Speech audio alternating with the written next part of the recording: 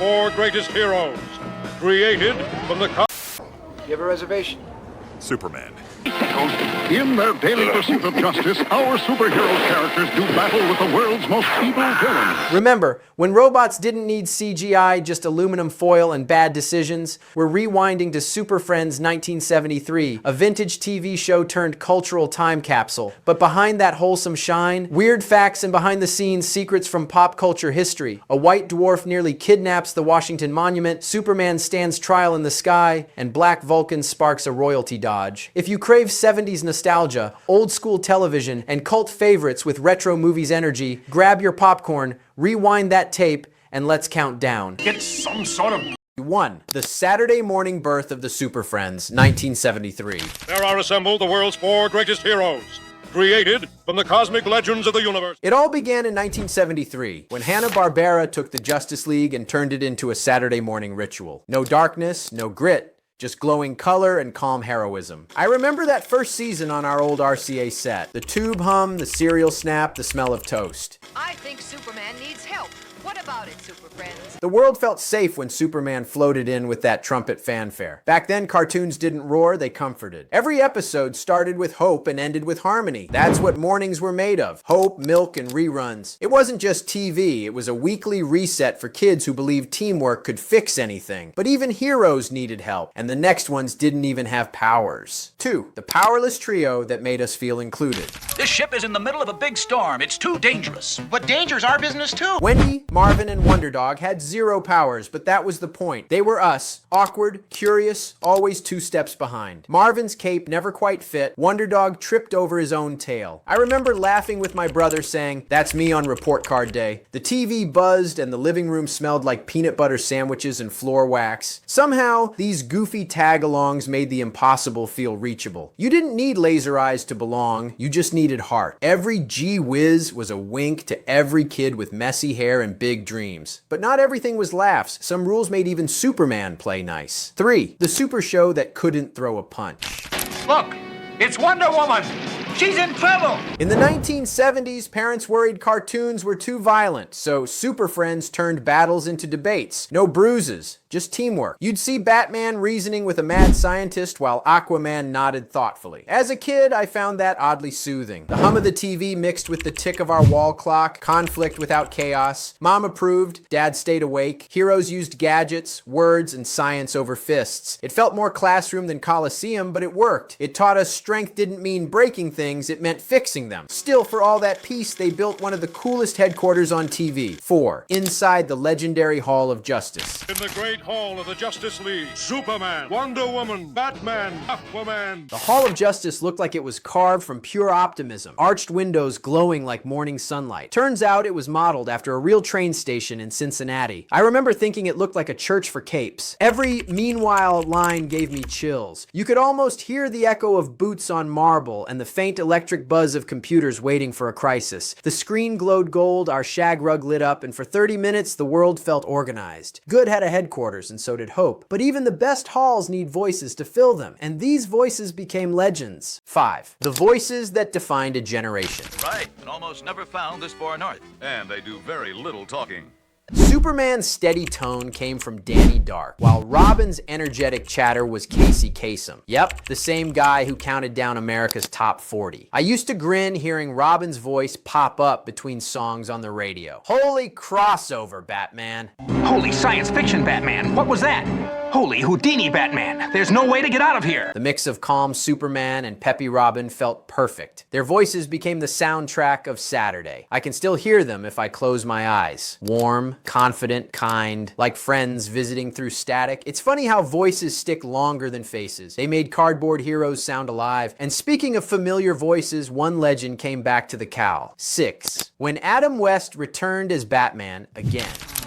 We're all getting anxious about Dr. Pelagian's real identity. Adam West slipped back into the batsuit, this time behind a microphone. That smooth, heroic drawl turned even exposition into poetry. I remember Dad saying, "That's the real Batman," and I nodded, not even knowing what reruns meant yet. West's charm softened the edges of the show. His Batman was polite, patient, even fatherly. The screen flickered blue, the living room clock ticked, and for half an hour, crime never stood a chance. It wasn't camp, it was comfort. The kind of voice that made you believe rules mattered. But as the world changed, so did the team, and diversity got its own heroes. 7. The birth of cartoon diversity.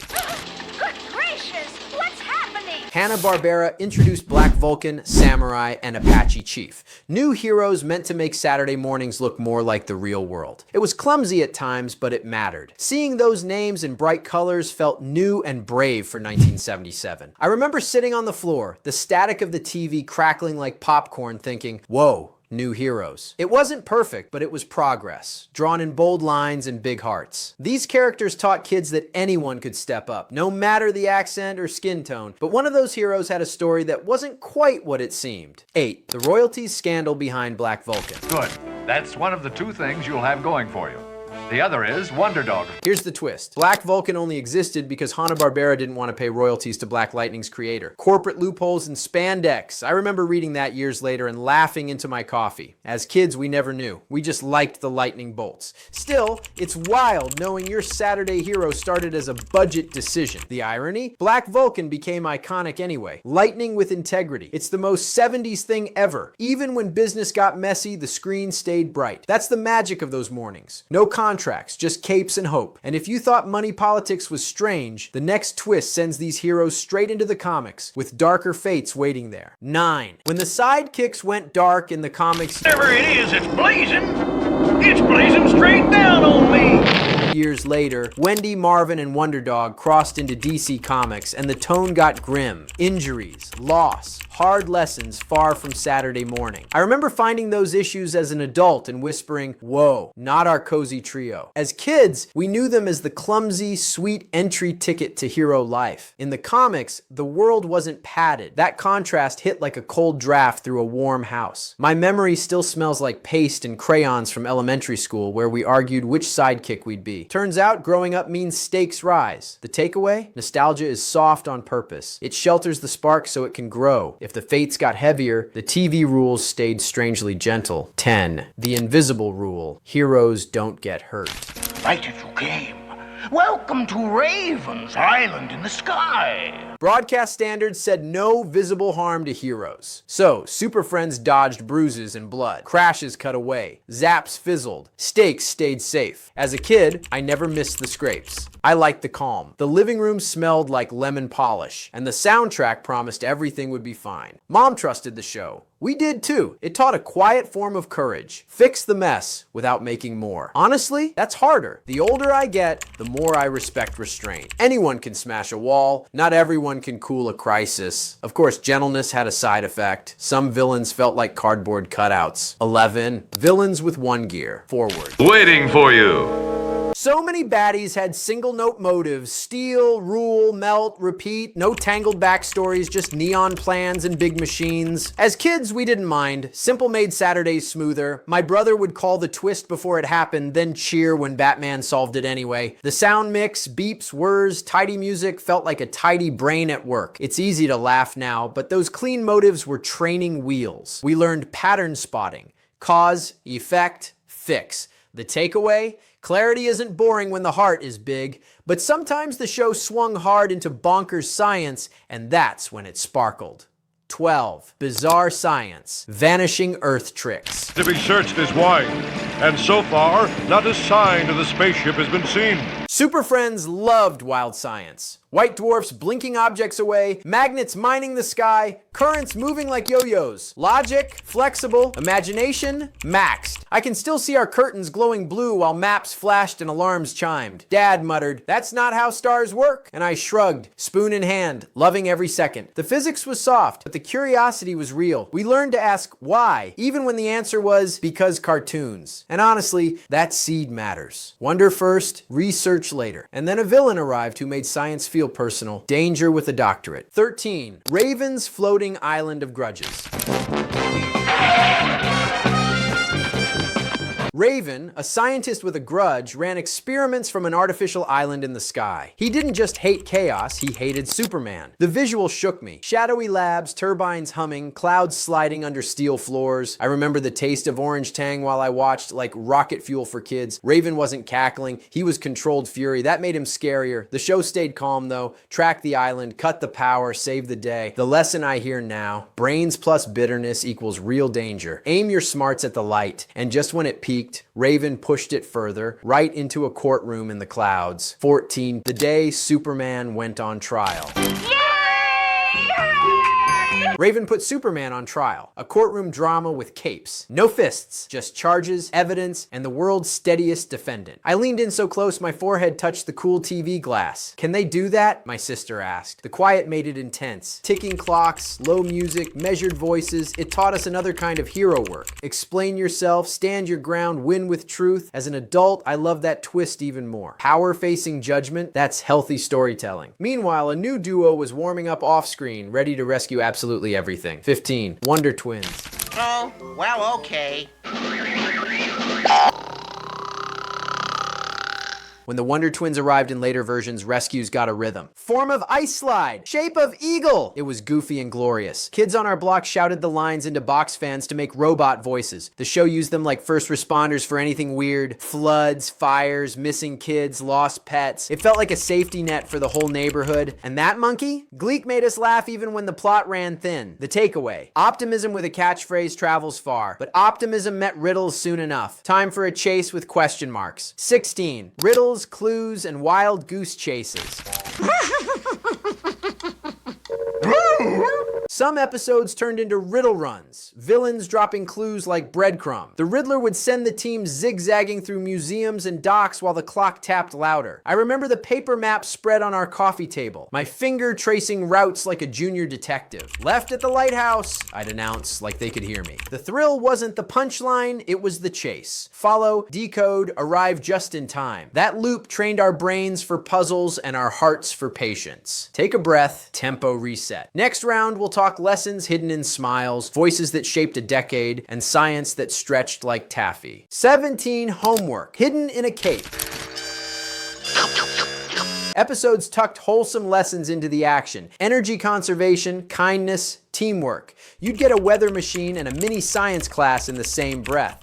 I remember the glow on our wood-paneled wall while Superman explained currents like a patient coach. Mom passed a plate of buttered toast. Dad grunted, "Good message," without looking up. It never felt preachy, just steady. You learned to switch off the lights and cool a hot head. Looking back, the show slipped us life skills in bright colors. Brains first, then brawn. That's not soft, that's smart. And the way they delivered it, simple pictures, big feelings, was its own magic. 18, simple lines, big hearts.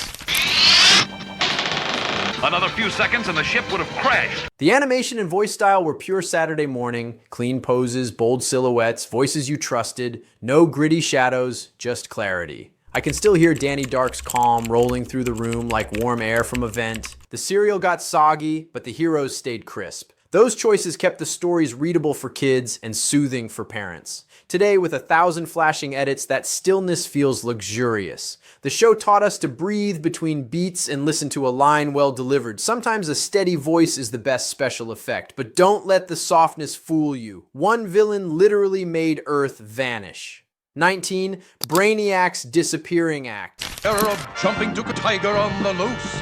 Their Brainiac used a cloaking trick that made Earth seem to vanish. Panic without rubble. That was the vibe.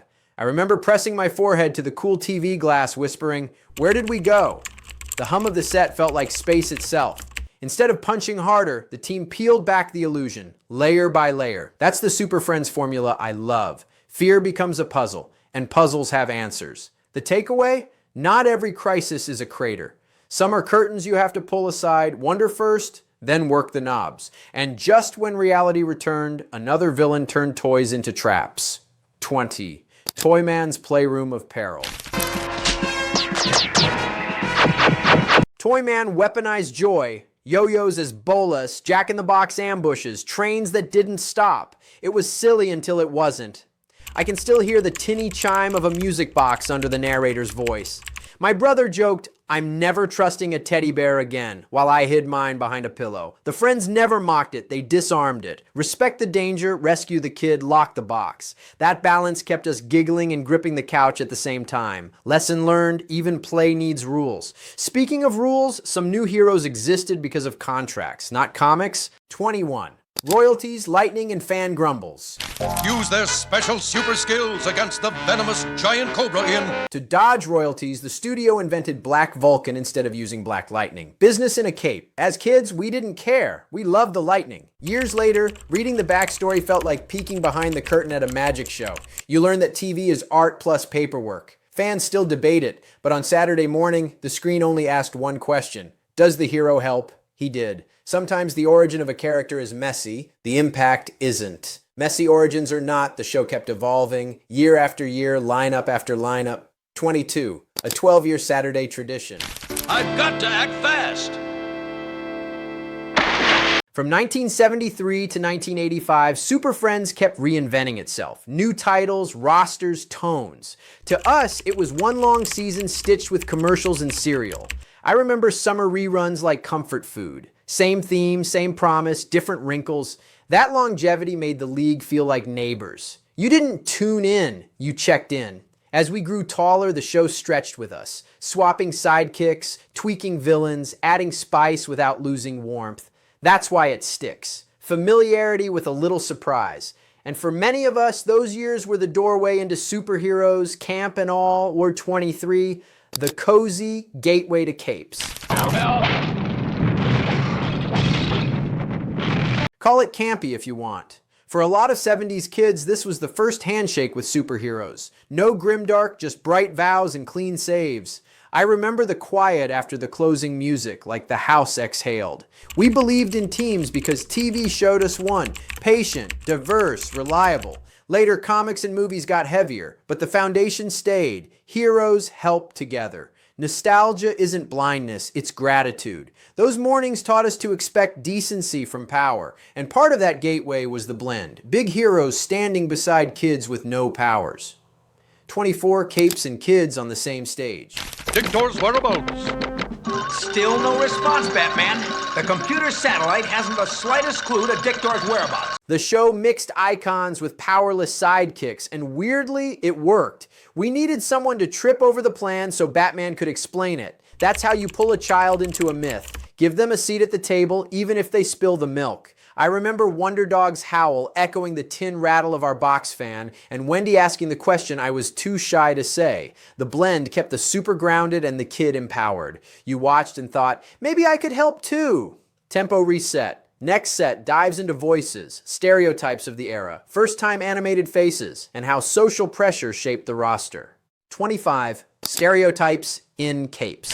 How'd he find us? Who cares? I'm slipping!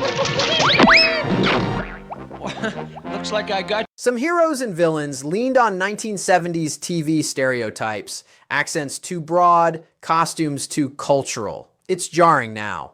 Back then, we didn't have the words for it. I remember the living room smell of furniture polish while a foreign villain rolled his R's like a cartoon pirate. We giggled, then shifted in our seats. As kids, we took the good visibility alongside the clumsy. The show meant well, even when it missed. What I carry forward is the impulse to widen the table. More voices, better writing, keep the welcome, lose the shortcut. And while the world was widening, some faces hit Saturday TV for the very first time. 26. First-time faces on Saturday morning. Plastic Man and Green Arrow popped up for many kids before we ever saw them elsewhere. That felt like opening a secret drawer in the toy box. I remember the screen's warm glow on our paneled wall, Green Arrow's hat bright as fresh crayons. My brother tried to whistle the theme like a Triumph fanfare. Those cameos were breadcrumbs to deeper comics. The takeaway, TV can be the gateway drug to reading. A quick appearance, a curious kid, and suddenly you're biking to the spinner rack. New faces didn't arrive by accident. Pressure outside the screen shaped the roster inside. 27. Diversity by deadline. Save the world from the mysterious mutants of... The lineup added new heroes partly because of social pressure. Parents groups, networks, the wider culture asking kids' TV to look more like real life. Sometimes the writing stumbled. The intent mattered. I remember Mom nodding when a non-white hero took point. About time, she said, passing toast. The episode still had magnets and weather beams, but the frame felt larger. That's the lesson I keep. Representation opens doors even when the first step creaks. Start, learn, improve. And some voices became anchors. One of them came from a radio icon with a very familiar zoinks. 28 Casey Kasem's Two Lives, Robin and Radio. Casey Kasem gave Robin that bright, earnest snap, and yes, he was also the voice behind America's Top 40 and Shaggy. Hearing him on Saturday, then on Sunday radio, felt like the same friend visiting two rooms. I remember the soft hiss of our box fan while Kasem delivered a perfect, holy, line. His voice was warm caffeine, quick, kind, excited. It made exposition feel like a pep talk. The takeaway: a great voice can carry a whole childhood, crossing stations and genres with the same steady heartbeat. But for all that pep, the show kept the stakes strangely soft, almost like danger wrapped in bubble wrap. 29. Bubble wrap stakes.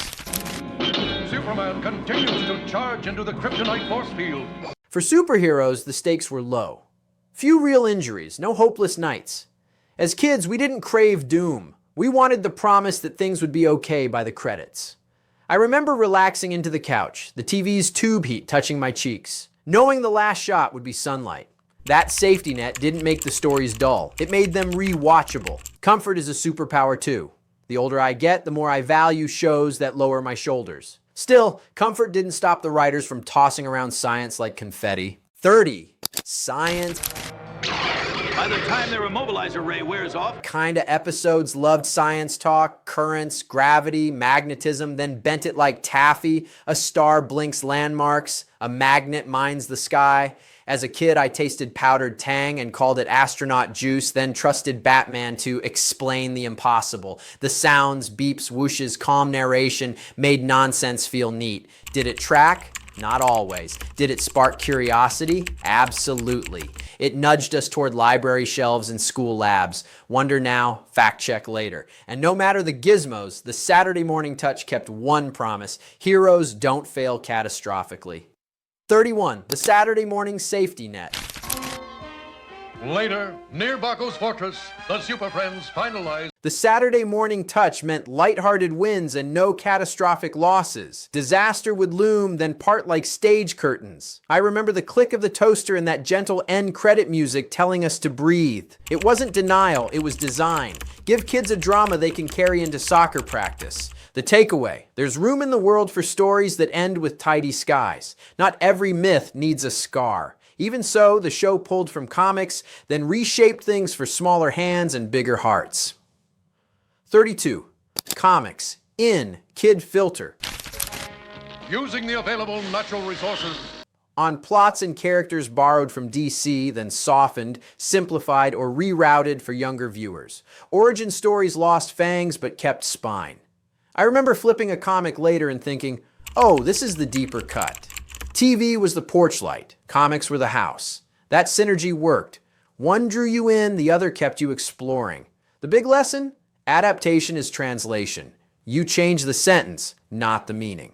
33. No deaths, no doom, and still we sweated. Day at State Beach, where two teenagers will soon take a boat ride they will never forget. Super Friends dodged death and permanent damage. Villains got caught, not crushed. Heroes limped, not bled. Yet we leaned forward anyway. I remember the neighbor's lawnmower droning outside while the narrator's voice went low and serious. My palms got slick on the armrest even though I knew the landing would be soft. That was the magic. Tension without trauma. Like riding a roller coaster that somehow knows your exact enough. As adults, we call it restraint. As kids, we called it Saturday. It taught us that mercy can be thrilling too. Edge-of-seat stories that end with everybody breathing. And when the fists were holstered, something else had to win the day. 34. Brains over brawl, teamwork is the superpower. When punches were rare, teamwork had to carry the weight, charts, plans. You take air, I'll take water. I remember drawing crude maps on notebook paper while the team split up on screen, my pencil squeaking as if it mattered. It did, to me. The sound of the refrigerator cycling on felt like mission control. You learned the rhythm. Gather clues, test a theory, sync the save. It baked collaboration into our bones. The takeaway, brute force is loud, teamwork lasts longer, and that quiet click when the plan finally locks feels better than any explosion. But brains can burn too, and one villain showed how science can go wrong fast. 35. Raven. When genius turns into a storm.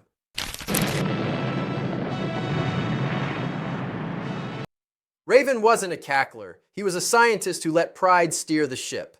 Floating labs, cold logic, a grudge sharpened to a needle. I can still feel the cool of our tile floor on my knees as turbines hummed through the speakers. It wasn't boo, hiss, evil. It was misused intellect. That made him stick. The friends didn't outpunch him. They outthought him and outcared him. The lesson sneaks in. Intelligence without empathy is just a sharper blade. Aim your brilliance where people can breathe. And just when you think it's all bright lines, the show shades the corners. 36. Soft show, quiet gray areas. For a safe cartoon, Super Friends slipped in moral gray. Aliens stealing energy to save their own. Eco-zealots flooding cities to teach us. I remember pausing mid-bite on a butter cookie while Superman negotiated instead of swinging. It felt grown up in a way I didn't have words for. Not every threat deserved a hammer. Not every plea deserved a pass. That nuance aged well. It taught us to hold two truths at once. Protect people and still listen. Compassion doesn't cancel boundaries. It draws them carefully. Those careful lines would ripple outward into spin-offs, reboots, and an entire house of cartoons. 37. The reboot engine that wouldn't quit. Our only chance is to analyze this piece of lens. From Super Friends to Challenge to Galactic Guardians, the brand kept retooling. New rosters, darker palettes, sharper plots. For us, it felt like the living room redecorated itself every few years. The VCR word, the theme still hit. I love that click of recognition. Same hall silhouette, new mission. It taught us stories can molt without losing their heart. That elasticity kept the lights on until a whole new era stepped in with capes, budgets, and widescreen glory. And when that era arrived, it came carrying a torch lit in 1973. 38. From Cozy Mornings to the Justice League, we know. The show's DNA shows up later in Justice League and JLU, team dynamics, rescue first mindset, moral puzzles you can feel. I remember watching those as an adult, hearing echoes of Saturday, clean plans, calm voices, now dressed in midnight colors. The nostalgia hit was real. Same teamwork melody, bigger orchestra, that lineage matters. It means those lighthearted mornings weren't fluff. They were foundation. We learned the chords as kids, so the symphony made sense later. And the voices carried too, anchors you could hear across decades. 39. The voices that became our inner narrator. Let's lie in the sun for a while, okay? Good idea. I want to get a good tan started. Danny Dark's steady Superman, Casey Kasem's bright Robin, those tones still live in our heads. I can hear them over the microwave beep as clear as vinyl, calm, earnest, certain. They became the voice of authority without fear. Even now, when the day gets messy, I hear that narrator, meanwhile, and I smile. It's funny how a voice can become a compass. The show gave us that, reliable sound guiding us back to center. Ready for a big reveal? Here's the bonus twist that explains the whole vibe. 40. Bonus reveal. The secret rule that shaped a generation. The series was built around a non-lethal problem-solving rulebook. No on-screen deaths, minimal harm, solutions through reason and cooperation. That wasn't just a style, it was a mission. I didn't know that as a kid. I just felt safe. The living room smelled like fresh popcorn. The screen glowed like a nightlight for the soul. Now I see it. Super Friends didn't teach us how to win fights. It taught us how to end them, together, with brains, boundaries, and mercy. That template didn't just shape later cartoons, it shaped us. And looking back, Saturday morning didn't only save the world. It quietly helped raise one.